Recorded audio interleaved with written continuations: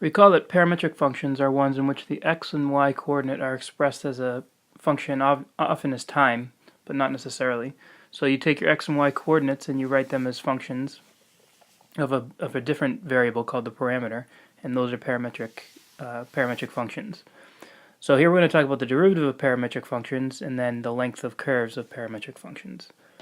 So using the chain rule, you can see that since we've got x as a function of time and y as a function of time, if we're interested in finding dy dx, which would be the slope of the tangent line of whatever curve is traced by this parametric function, then we can use the chain rule as is indicated here. So you can see that by the chain rule, this is the right guys are going to cancel out. But if we solve this for dy dx, then we get dy dx is equal to dy dt divided by dx dt.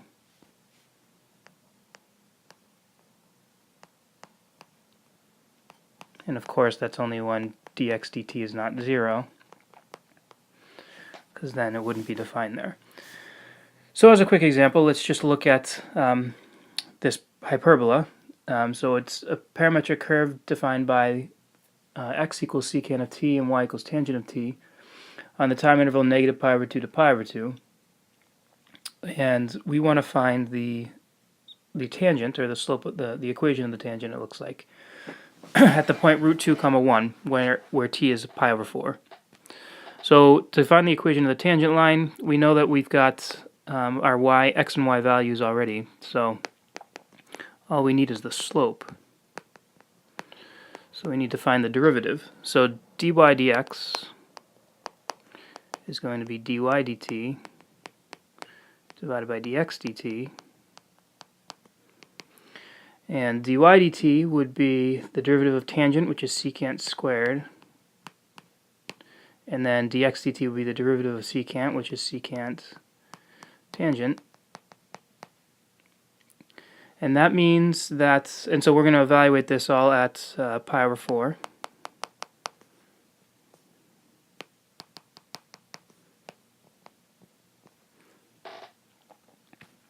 And that will give us secant squared of pi over 4 divided by secant of pi over 4 times tangent of pi over 4. But the cosine of pi over 4 is 1 over root 2. So the secant would be root 2 and squared would be 2. So that numerator is 2. And the denominator is root 2 times 1.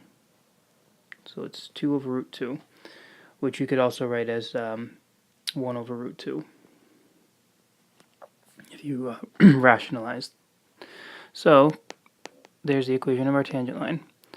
So we found dy dx without actually eliminating the parameter and writing y as a function of x, because we were able to just use this derivative rule.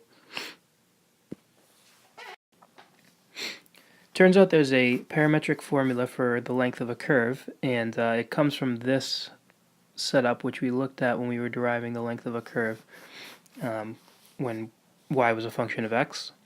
But in this case, so the integral looks like this, and you can work with this a little bit to turn it into a parametric friendly integral, and you do that by multiplying by the differential dt over dt,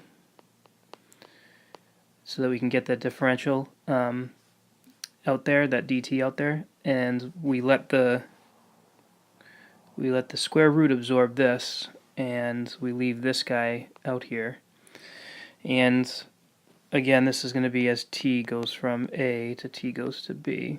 So this is going to be an integral in terms of your parameter t.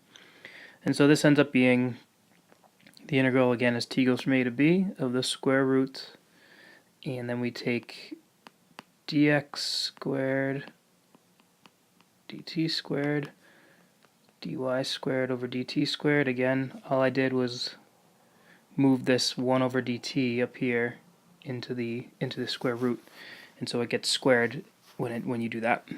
And then finally, you've got,